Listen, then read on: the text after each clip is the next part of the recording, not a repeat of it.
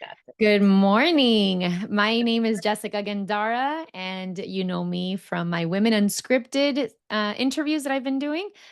This is Mariamely. Welcome. Thank you for joining me today. Thank you for And having me. Good of morning. course, I'm so honored that you're here. So I was explaining to Mariamely just a few minutes ago the purpose of these interviews, which she volunteered for. I did not bribe her thing, was just to get the word out on the challenges that women face day in and day out, and we all face them.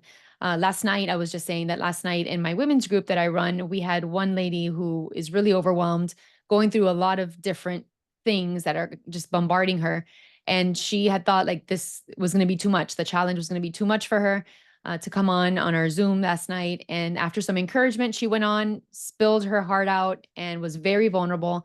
And lo and behold, someone was going through exactly, or someone had gone through exactly what she was going through. So you never know what people are dealing with. And that's the purpose of this series, right? So with that, we're gonna dive right into Mariamely. Mariamely is an alumni of my challenge program, and so I know her pretty well. But I can't wait to dig deep today and figure out what it was like growing up for you. Well, I guess we'll get started there. Tell us where you're from and how you grew up. Sure. Okay, so Mariamely Leoni, I am from Venezuela. Originally, I was born in Caracas. I moved to Miami, Weston, actually, when I was 15 years old. How was my life in Venezuela? It was like the best time in the country.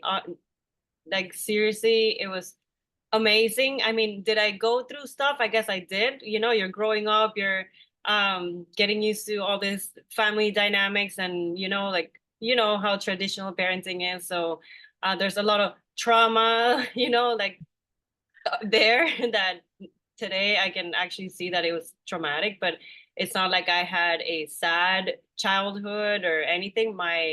As you know, my grandfather was president of Venezuela a long, long time ago. So that was nice to have. That's such a cool fact. When you just threw that out there, it was just like, Yeah, what? Very cool. I Very know. Yeah, I never got to meet him, but his legacy is big in the country, and everybody that knows his name knows that he was a very good president. So every time I throw my last name out there and somebody knows my granddad, it's like, whoa, so that was nice, being like diplomatic kind of, you know. What was challenging in my childhood? I think now I know it was challenging. I didn't know it at the time, but my parents were very social, very, very social, this all this politics and all this society thing. So very, very social. So we were mostly all the time being taken care of by someone else. And I guess I was very sensitive and I needed more presence.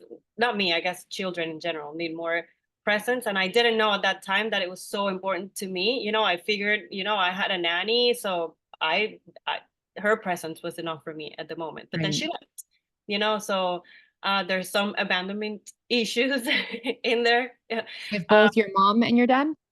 um, no, I mean both my parents were busy doing something else. They were present in my life, and I lived with them, but they were Yeah, yeah, busy yeah. something But I else. mean, So you felt this way from both your mom and dad. It wasn't like it was directed toward your mom or yeah, no, it was a general yeah. thing. I guess I blame it mostly on my mom, but it's kind of both. My dad traveled a lot inside the country, so he wasn't really there either. Yeah. Um, But the good thing is that we moved here when we were 15, and at that point they had no other, they had no options. They had to be here, and they Yeah. had to be present. So at least we had that. Okay, so and they learned really quick how to be there for us all the time, especially my mom, Awesome. because my dad at the beginning when we moved here, my dad he stayed there and he would come every once in a while. So my mom was alone with the three of us, two teenagers and a pre-teenager at the Mm, moment. So that was hard for her. I bet. Yeah. So, but yeah, I mean, now I remember also I had a neighbor across the street. He was older than me, and I was like, I don't know, 7 or 6 years old. and he would come and like kiss me in the mouth, stuff like that. That now that I'm a grown up, I might look back and I'm like, that's strange. That's something that we never talked about in my house, and it happened. Yeah. My brother is the one that found out, and told my mom. Like my mom never knew that it was happening, and it happened a lot of times. It didn't just happen once. And And how then old was he, you said? I was like 8, maybe 7, and he was probably like 12. Hmm. Yeah. So Interesting. there's some abuse there that like I grew up with that. And because everyone puts everything under the rug and nothing really happened, it's like, it stays there and you feel like you're crazy because it happened and nobody talks about it. So there's that. Oh, It, interesting. And your brother's the one that found out. my brother is the one that saw it. Yeah, after it happened like a few times, he saw it and then he was hysterical. I don't know what he did. I don't remember. I was little. I was like I said, like my son's age, like 7, 8 years old. So I don't really remember what happened, but I know my brother found out and he was hysterical and then he told my mom. Hmm. Yeah. And that was never addressed with the kids' parents or with anything. I guess it was. I remember I wasn't allowed to like come over to their house or they weren't allowed to come over to my house anymore, but I don't know how it was addressed. Yeah. I don't But remember. it stopped after your brother Yeah, saw it it stopped. and it stopped. It eventually stopped. Yeah. Hmm. Well, Yeah, good, that good was, that your brother was there. I know. Yeah. And Who knows well, what that would have led to? I know. Yeah, That's thank God. yeah. But yeah, every time I think about it now that I'm a grown up, I'm like, that must have been hard or sad or feeling, I don't know, vulnerable, Confusing. Yeah. confusing. Yeah. Yeah, yeah. And I thought it was normal. I don't know. Like nobody's saying anything. you know, Right. is this Like, oh, that's different. Okay. yeah, exactly. Wow. But anyway, we moved to Weston when I was 15, and that was a big change too. I was used to going to a private school with the same girls ever since I was like 4 years old. So I left all my friends behind just in this moment. You're a teenager, you're building your relationship stronger. You have like your little group of friends, and then, You're you know, building your identity, right? Like yeah. this is a very intense time. Yeah. I mean, now I can see that my identity is more related to what happened here than, I relate more to this life than the life back there. It was like a little crystal ball, like, um, and when I came here, it was like I was introduced to the world, like there's people of different countries and we're all good. And, I don't know, I obviously it was hard at the beginning. My first day in high school was like the hardest thing ever. Because I went to Western High School, Western High School, but at the moment, it had so many. It was the only high school in Weston, Hmm. so it had an annex. And because I started ninth grade, I didn't go to the main campus, which is where my brother and my cousins and the people I already had met through the summer were going to. So I was left alone in the annex. And the annex, I mean, it was Is that trade. on campus? It's No, just the building. it was a different building. It was away from the main campus. It was like 10, 15 minutes away. Oh, wow. And it was trailer homes. It was like by Oh, Bonaventure. Yeah. wow. And it was trailer homes. So I come from this private school, with flying private jets with my friends. And then all of a sudden I land in this like trailer home park high school. How crazy. It was crazy. I think my mom suffered a lot, but then I'm very social and I'm very easygoing, and it's easy for me to make friends. And I remember my cousin telling me, there's this one girl, this is her name, and just look for her. Just look for her and tell her that you're my cousin. And that's what I did. And then so I landed in the group of like Venezuelans and Colombians, and that was it, and then everything was okay. But I remember I can't even drink apple juice anymore because it reminds me of my first day of high school Oh, here. wow. Yeah, every Wow. time my And son loves apple juice, and he's like, "Can you taste it?" I'm like, I'm not sure." how funny how one thing can trigger these types of memories, right? Um, Crazy. I have the same thing happen with green beans, but not with high school. It's with my preschool, which I don't have a great memory to begin with. So the fact that I can smell green beans and it brings me back to Great. preschool. I mean, that's how traumatic green beans were for me back then. I actually like to eat them now, but back then it's the first thing I smell, and then it's the first thing I think of is preschool. But tell me why you left Venezuela and came here. Well, at the beginning, the real reason was because my brother was a little he like he wasn't graduating high school, and it was hard for him to go to school, and so we the reason why we moved here really was for him to like finish school. It was supposed to be for just 1 year.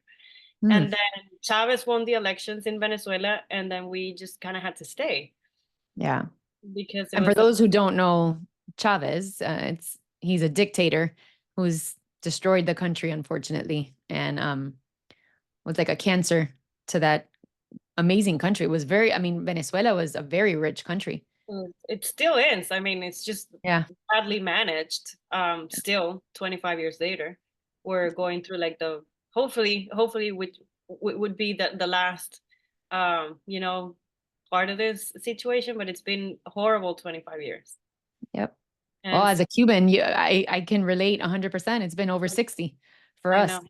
And there's no like end in sight for Cuba, really. So I get you. And a lot of people have fled Cuba, like have left and stayed here, just like you and your family did. So yeah, I can resonate with that.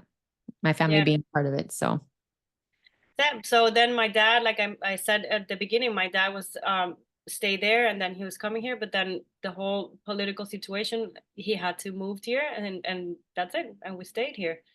And we would have been in a high risk situation if we would have stayed. So yeah. So I'm sure they're very grateful to be here. I mean, yes, and but every year for 25 years they say they're going back, and it Really? yeah. Even still. Even still, yes. Wow. I I mean, think home is I've home. Yeah, I've heard them say this every year for the past 25 years. No, this year we're going back, and I'm like, Wow. yeah, it's hard to live like that with, like growing up with them, like with that feeling that we never know when we're going back, or if we're going back, or if we're staying, or Yeah. if they go, or what's this gonna be. And looking at them and seeing them that they're not 100% happy here. This is just what had to happen. I mean, for me, Miami is my home. For me, it's Right. easy. For them, not If really. you had the chance to go back, would you? I Or don't at this point, you're just American. That's it. I mean, I will forever be Venezuelan, but I don't think I can. I'm used to the first world. Yeah. Yeah. It's It'd be hard to give up those luxuries, right? hard. Yeah. Yeah, and I don't. I mean, I love Venezuelans, and I have Venezuelan friends, and I love all my Venezuelan people. But I don't know, when I'm with like the girls that used to go with me to school, I don't feel comfortable. I really feel different. I feel like I'm different. I was built different, so I Hmm. don't really relate to them Yeah. anymore that much. How interesting. I mean, I Wow. still do have a couple of friends like from school in Venezuela that are still my friends and my dear, dear sister friends. But it's just a couple of them. It could have been 60 of them. Yeah. Yeah. Wow. And growing up here in a different country, was language an issue for you? Did you know English already? I did know English already. Okay. I Okay, mean, so I that wasn't was very helpful. fluent, but that, yeah, it Okay. wasn't hard for me to understand what people were saying. And for school, it wasn't difficult to get through school. Okay, Not, awesome. I don't That's remember that's a it. plus. Yeah, I mean, there's a lot of Spanish speaking going on in school, and Yeah. I took like the ESOL classes, and all the teachers spoke Spanish, so it was easy. So then growing up as a teenager here, was, I don't know, uneventful. Like it was after you had the first initial transition to high school, and then you figured it all out, and then things went really well, like from then on, or did you have some I mean, I maybe had the moments? the teenage issues, like feeling abandoned by my mom, and now, my mom wasn't really. I hope my mom doesn't see this video, by the way. I don't. I by no means. Well, in your defense, you did say that after they moved here, that like they figured it out and they've been very present. So Yeah, yeah, no, but yeah, what I was trying to say is that she wasn't really present in my early years, and now all of a sudden she wants to be super present. So I was like, dude, like you weren't there for half my life, so Yeah. like now you can't pretend to like come in and move things around and make things go your way, and Right. I have a very strong, I'm a Cancer and I'm sweet and I'm nice, and I'm family oriented and whatnot, but I am very strong in, and believe very strongly in my identity, and I never learned how to like actually set boundaries in a nice way, but I always did in a not so nice way. It's like Yeah. this is who I am, and don't, like don't come here trying to micromanage me. Yeah. I mean, and you were a teenager, so that kind of comes with the territory, Yeah. unfortunately. Yeah. And I hated school. I mean it was easy for me because I already knew English, but I hated it because I'm a Cancer. I'm family oriented, and my graduation picture, I wish I had it here. It's 1,000 people. Just my class. It's 1,000 people. The picture was taken in the football field, because there is nowhere else in the school where you can fit 1,000 kids all together for a picture. A Yeah. thousand people, and I was used to being with 60 of them. So Yeah. I never really felt at home, and I do need that in my life. I need to feel homey, cozy, and at home, like I know everyone, and not Yeah. like a stranger. Even though Yeah. I was social and I had a lot of friends, it was like I never felt comfortable.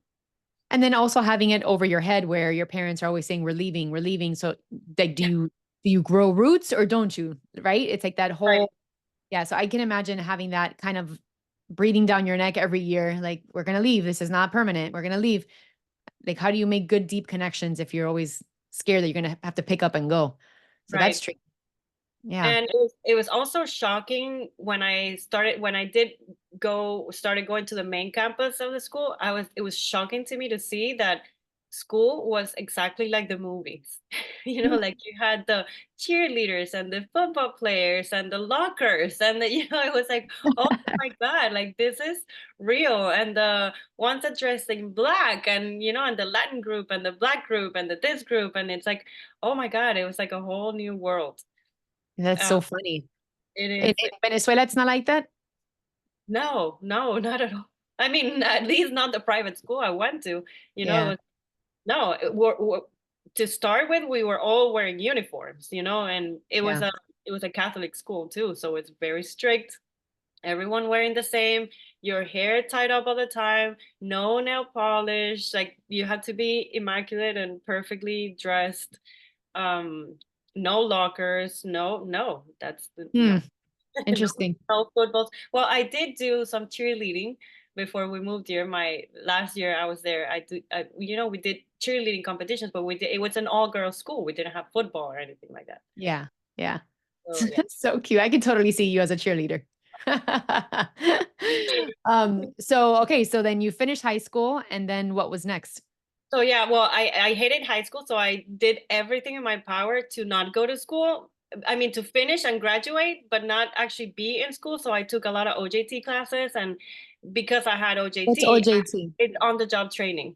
Oh, okay. So if you have OJT, you can get a job and you can leave school early and get credit for that. Yeah. And so I did that, but I didn't even have a social security to Hmm. work. And I was still able to get this OJT, so I didn't have a car or anything. But my best friend had a car, and she had to stay in school the whole day. So I would grab her car and go get a job, Oh, and wow. every day until I did get that job because I didn't want to be in the school. Like I was gonna do everything in my power to not be in the school. So OJT was like my way out. Did you And have to pick up your friend after school? yeah, of course, I had to go get the job, get hired, which is what I used the car for, to go on, those little slots of time while she was in school. I would go to this place where my brother used to work, the UPS store in the Western Road. I don't know if Yep. you Yep. that UPS store. It used to be a mailboxes, etc. store. Hmm. So I went there and the manager of the store, and I'm like, I need a job. I need a job. You need to give me a job. You need to hire me. Every day I would go there and be like, I need this job. You need to give me this job. And then one day they didn't have anybody to open the store in Sunrise or Plantation. They had a store in Plantation. The owner had 3 stores. They didn't have anyone to stay at the store on a Sunday, and they called me and they're like, "Do you want to work? You can come tomorrow to the store." And my first day of work, I was left alone in the store. It was like, What a okay, nightmare. a lady came, she trained me for like half hour, an hour tops, and she's like, "Okay, you're good, bye." And she left me there. Oh, and how was that? It was bad. It was bad. I remember a customer coming in to make copies in the copy machine, and I was like crying. I was like, "I don't know how to do this. It's my first day. They left me here alone." The guy was like pissed at me, and I'm like, "Yeah, I'm doing my best, like this is it." I mean, it was hard, but I learned. I had to learn quickly, so And that how was my. old were you at that point? Like 17, 16? I was like 16, 17, yeah, 16. And so I was doing, yeah, so, and they ended up hiring me obviously for like years after that. So that was my job for quite a while.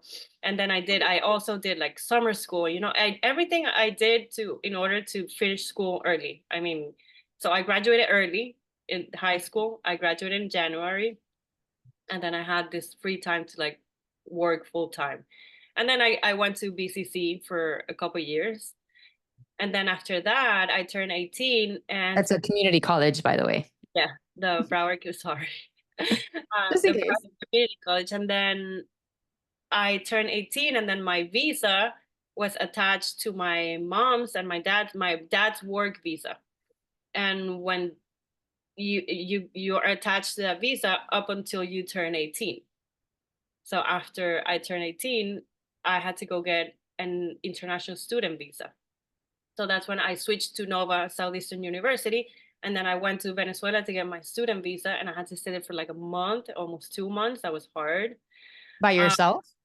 yeah. Well, my brother was there, my older brother. I have an older brother and a younger sister, and my older brother was there. My grandma was there too.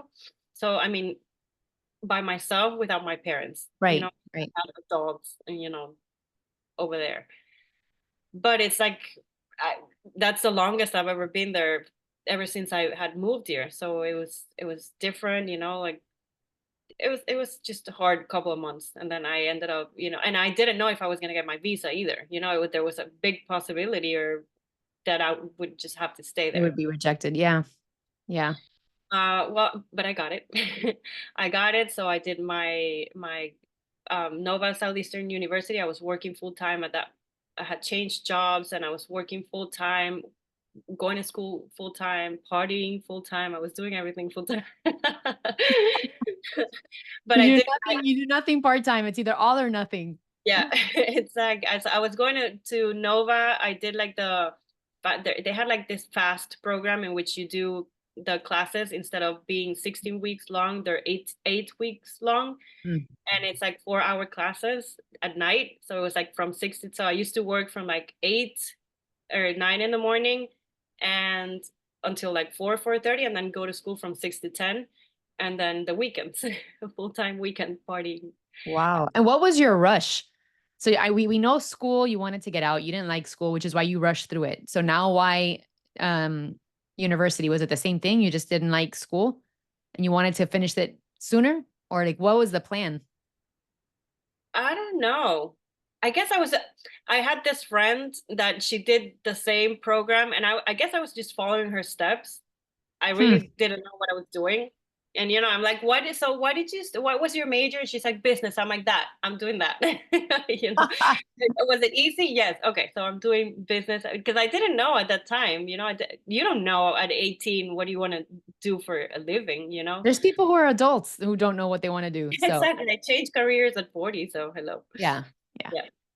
So Wow. yeah, I didn't know. I was like my best friend. She's like, okay, yeah, I did business with a concentration in marketing. I'm like, yeah, that too. I'm doing that same thing. Where? Nova Southeastern. Okay, let's go.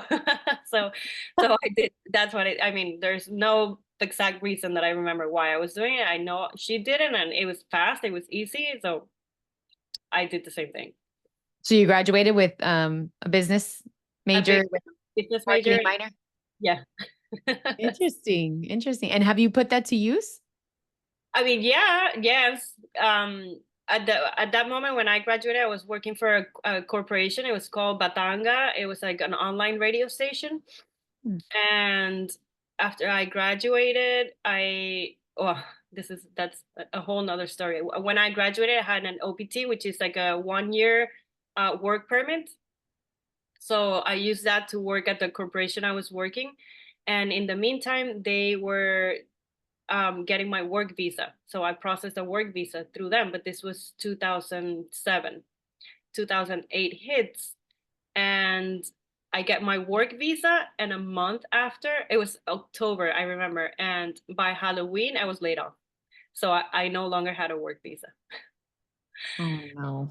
So my options were I was dating an American guy, and he said, let's get married. Yeah, so that was, and we got married for, I mean, he was my boyfriend. We were dating for like a year and a half or two, and he's like, well, let's get married. So we got married, and that's how I Did ended not up know staying. that. That's how I ended up staying. But then I got a divorce, and then that was a whole nother situation. Yeah, my visa thing, like I really did had to work hard and do a lot of things in order to stay here, you know, because Yeah. when you get married and you have to wait like 2 years to get your permanent residence, and then after that you have to wait another 5 years and stay married for I don't know how long in order to get your citizenship or your yeah. So I had like not a permanent residence. I had a residence that lasted only 2 years, but those 2 years I had to stay married in order to get my permanent residence. Is that what And it lasted then? It lasted 2 years, your marriage? less than that, Less than that. less than that. So Oh, we got a divorce, and I'm like, okay, so I don't know what's gonna happen here because I was supposed to stay married for at least 2 years, and he was like, sorry, not my problem, you know. mm. And Thank God you- I had a really good lawyer, immigration lawyer, and I didn't know this, but you have to stay married for 2 years, but you can apply for the permanent residence before those 2 years end, before the end of those 2 years. So a year and a half, and we filed for my permanent residence, and I was able to get it. Wow. And how old were you at this point? Was it 18, 19? No, I was 25. I Oh, did, oh, good, good. Okay. yeah, after I graduated, and yeah, That's right. Okay. I was 25. Yeah, this was 2008. And so we got married in 2009.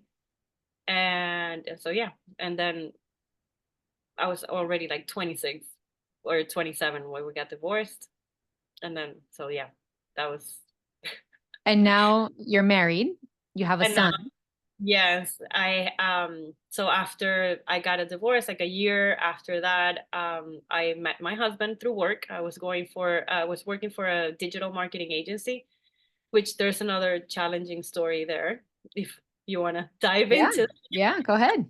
That's what this is about. Yeah, I was working at this digital marketing agency, and for years, I met my husband, and I I got a divorce. So when I got a divorce, I moved back with my parents, but I had moved back with a friend.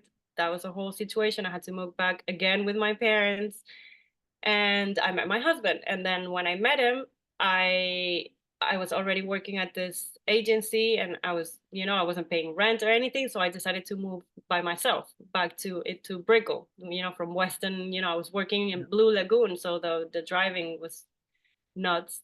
Yeah. It's a lot.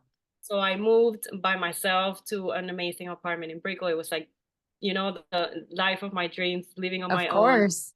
Of Uh, course. That's like a single person's dream life. yeah. Living in Brickell, it's almost like a Manhattan. Yeah. Yeah.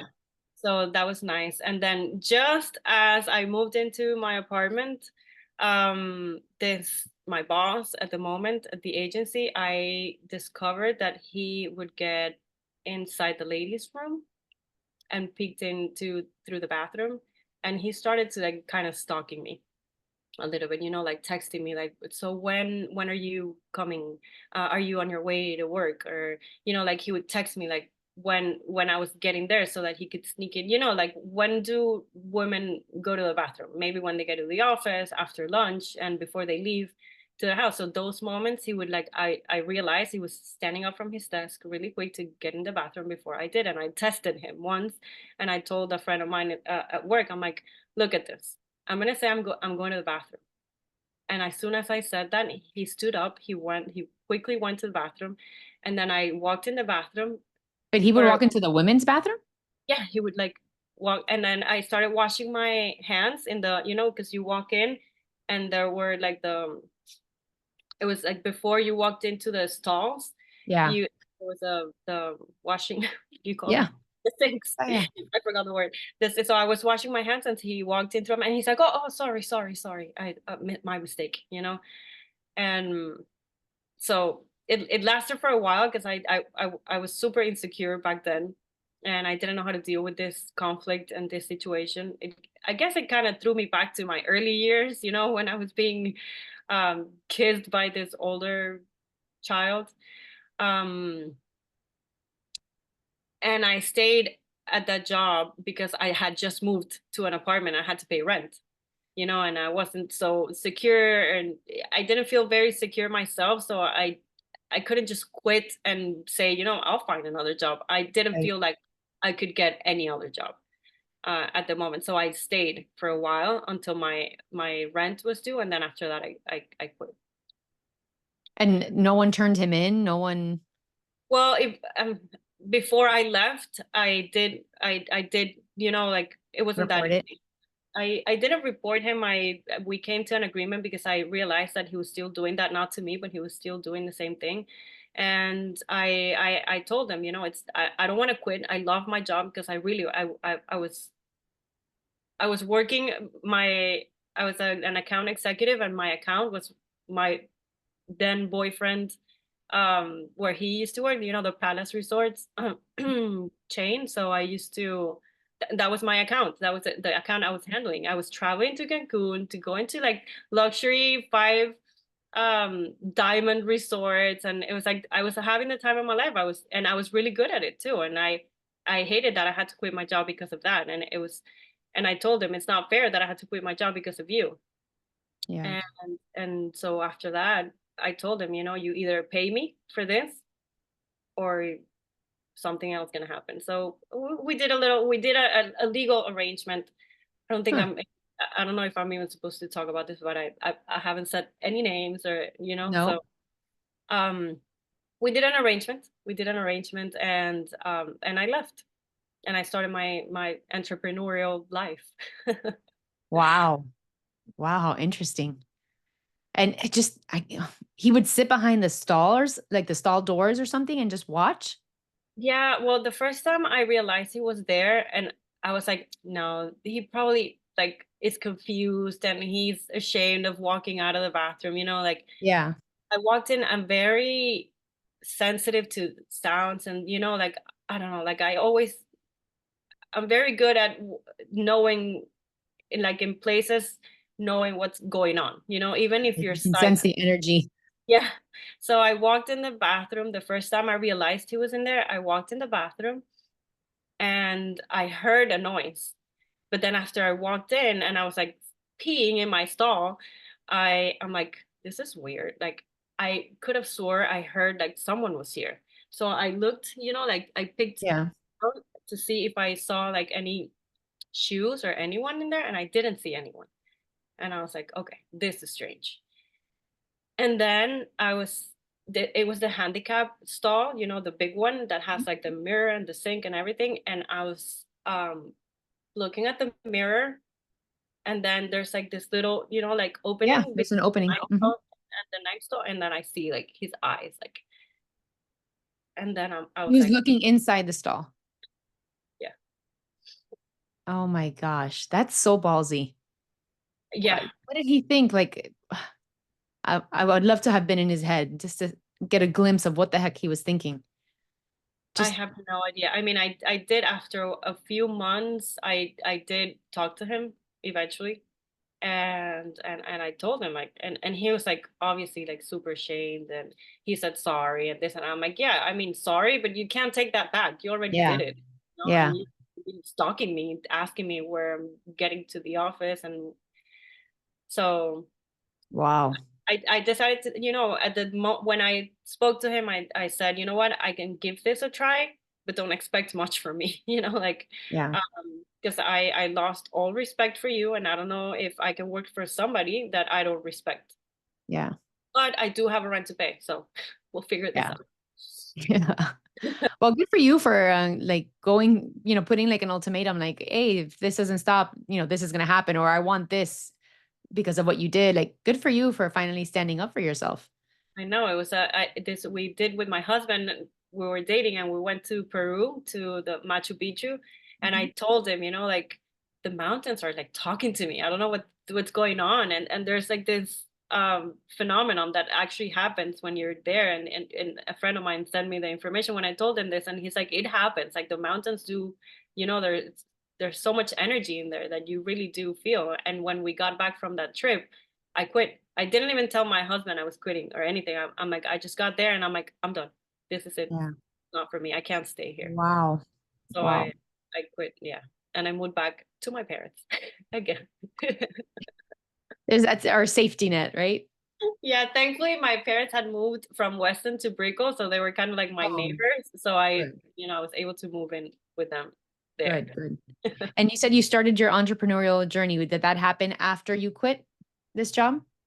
I was already thinking about it, and I was preparing myself because I knew I didn't want to stay there for too long, and so I had this friends from high school that were working in the same building as me, and they had an accounting firm, and I started talking to them and catching up with them, and they started giving me ideas like, why don't you do this and why did you do that, and open a corporation and da da da da. And then I took like 10 days off work, and I stayed just to stay home and do nothing. And I started reading Rich Dad Poor Dad, Mhm. and that was it. I was like, I'm done. I'm done working for corporate. And I started. I took those days to think of a business idea, which didn't work, but that's What not. was it? It was okay. So it was like a. Have you seen or there are places like we went to Paris once with my husband, and there was like the Paris Pass. It's a pass that you buy that gets you tickets to like museums and restaurants or discounts to different places. Yeah. And so my I think idea, they have like city passes, right?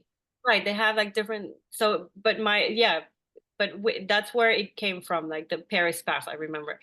And so it was called Local Genie Pass, and it was for local restaurants and people to like be able to get like discounts at different places, like nail salons, or like for tourists to live like the local life, Yeah. and go to, like the local restaurants and local places and the nail places and the like entertainment. It was like restaurants and entertainment kind of thing. Mm.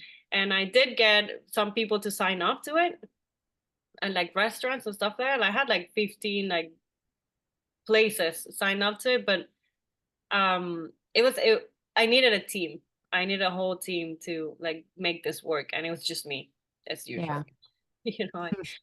And then but through that I started doing like websites and social media, and since I was meeting so many local restaurants and people, they were like, but don't you do like social media? And I'm like, okay, this is starting to look like something people are needing.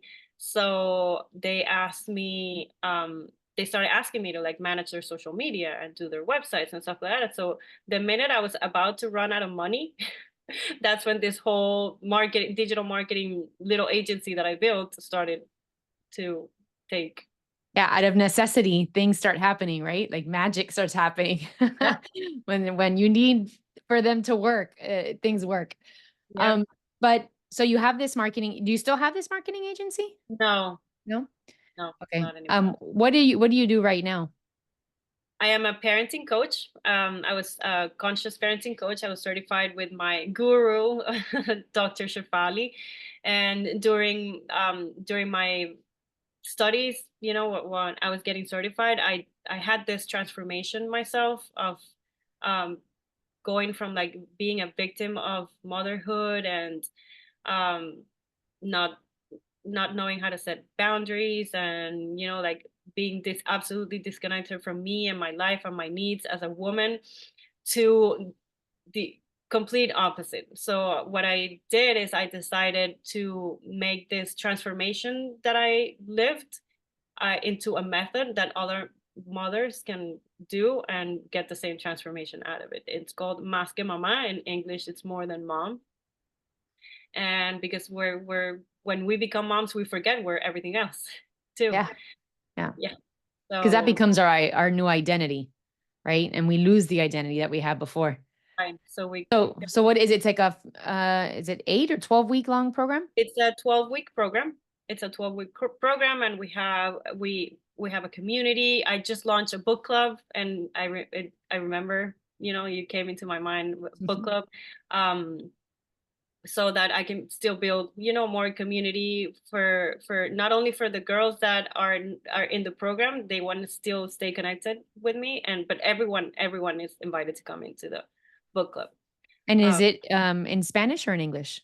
it's both. We do English and Spanish readings. And But not just the book club. I mean, your program, it's for Oh, English and Spanish? my program is only in Spanish right Okay. now. It took me a year to finish it, and I'm finally done. And I guess I could translate it eventually, but I just finished the Spanish version, so I need to take a break. Yeah. Yeah, I get it. Creating. But yeah, it could definitely and potentially could be in English as well. So it goes through phases, right? Like the first, first few weeks, it's a certain phase, and the next few weeks you move on to the next phase. Right. Is that how it works?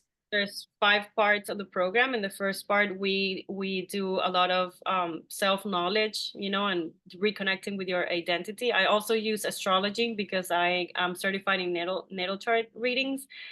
So I use a little bit of astrology too into this first phase of the program for them to reconnect with who they are. We do a lot of empowerment and identity work, like inner child work, and what are your fears, your triggers, like this whole I think that's the longest and most like heavy part of the program.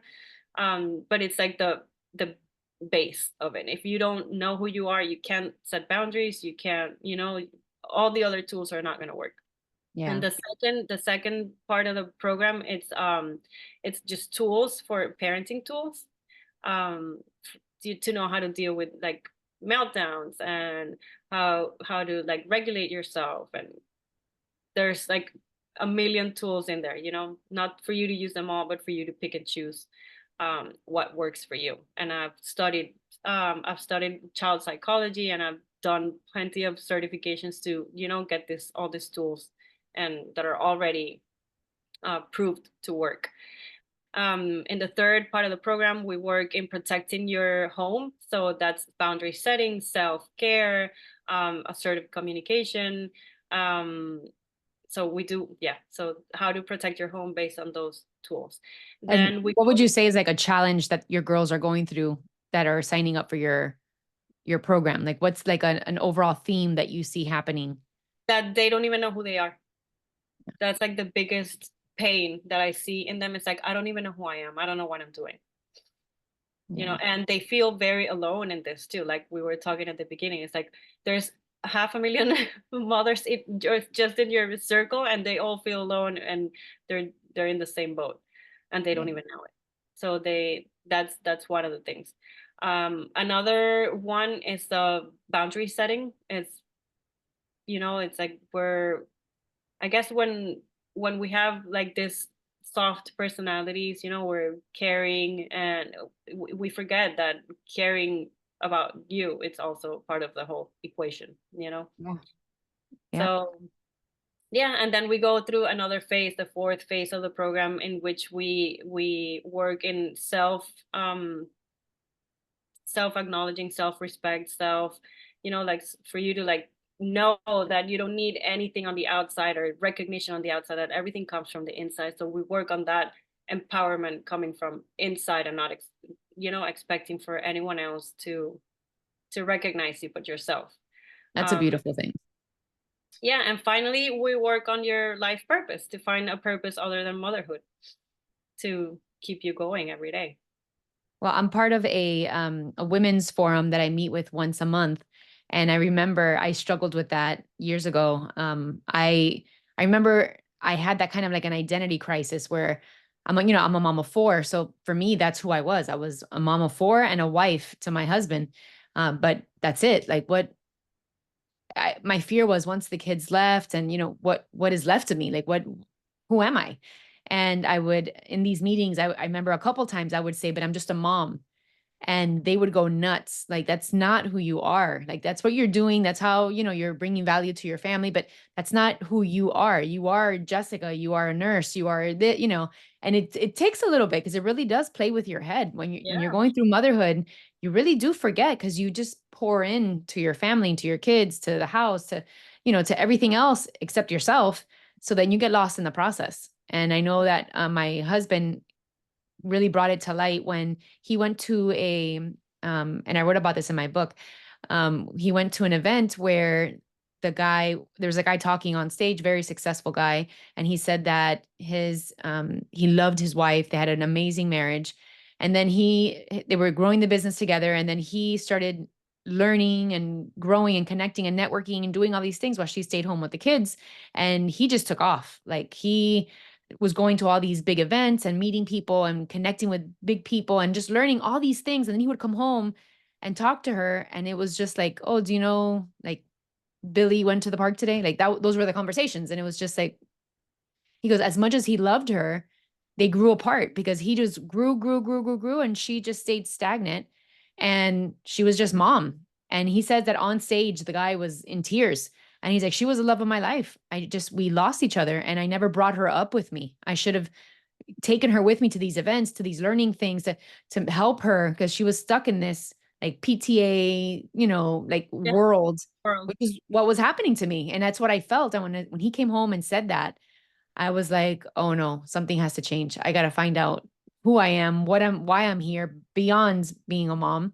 And it's what led me to this journey of helping women pour back into themselves and do some self-care and kind of reach your potential because you really do get lost. So I think what you're doing with these women is so important, so pivotal for them once they figure out that they're not just a mom and like your title, Más que Mamá, They're you're not so just a mom. empowered. They're so It's empowered after that. yeah, it's amazing. It's very transformational, I have to say. The results I've seen with my students, I'm so proud. So proud of them. And I'm Yeah, proud of me, that I was able to create this for them, but I'm so proud of them too, you know. Um I love it. And the fact that you bring such a twist to it because you add astrology into it. yeah, just So a how does that work?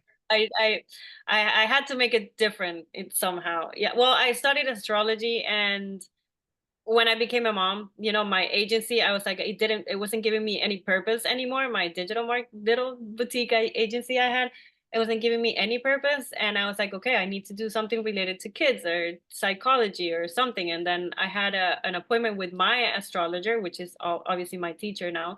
And she's like, so why don't you study astrology? It gives you like a different kind of vibe. I don't know. And you like it, you believe it in. And I'm like, okay, I can do that. And then my idea with that was to create a parenting guide, which is like an instruction manual for your kids, which you have for or all four of them, Mhm. I do. based on their astrology, so that the parents would know the nature of their child's behavior, so that they can raise them um, like who they are, who the child came to be, and not based on the parents' expectation of who their child has to be. And are these books something that someone can buy like on Amazon or is this part of your program? No, the books you can buy on my website, elevatethem.com, which is, these are the books. I have them right here. This is for Taurus. And the English version is the digital English version is available in Etsy too. It's called the Parenting Guide for Your Child. You And don't have a physical book for the English yet. for English, no, Okay. only digital. I have digital Spanish and English. I mean, and then physical only Spanish, and then I have a personalized version which is only in I mean, it could be in both languages, but it's only digital, and it's based on the natal charts. The books are just the star sign, Yeah. but the personalized one is based on the child's the whole natal Like the chart. birth date and all that. Yeah, you need the date of birth, time of birth, and place of birth. Hmm. Very, very cool. And how accurate do you think those are? Like, has anyone told you, like, yes, that's spot on, my child? Oh my God, yeah, yeah, Yeah. yeah. I've seen that. Like, people reading it like in front of me, and they're like, "Oh my God, like this is my child. Oh yes," and it's relieving for them too, when they read this and they're like, "Okay, so it's not my fault." It's not Yeah. like I did this to them. They came like they downloaded this way. That's so funny. Yeah, Well, yeah, that's so awesome. And I'm so proud of you. I know, I mean, I had you in the program and I know about your business and I know you were getting through the program, like trying to finish it up and now you're done I'm and you done. can bring these women through fully. And I'm excited to hear where you end up with this and how big it grows. So that we'll have to stay tuned for that. It's Yeah, been less than a year, right? since less than a year for since But since your first program, since you started the first program? it's been. Oh yeah, yeah, yeah, yeah, yeah. No, Yeah. my pilot program is about like they're about to be done soon. They Awesome. took them a little while, but I was also not done with the content, so Right, right. Very cool. Very, very cool. So I'm very proud of you. thank Thank you. you so much for hanging out with me today and telling me more about you. I did not know the story of you growing up. So that is really cool. And that you worked at a UPS store and all that stuff. It's amazing. It's amazing. I love that. I love like grassroots stuff that you were born in privilege, right? You had like all the life in Venezuela and you had to come here and figure things out on your own and make it work. And you have. So that's a beautiful thing. So Thank you. good job. Thank you so much for this. I loved it. Of course. Of course. Thank you. Have a great day. I You too. appreciate you chatting with me. Thank you. Bye.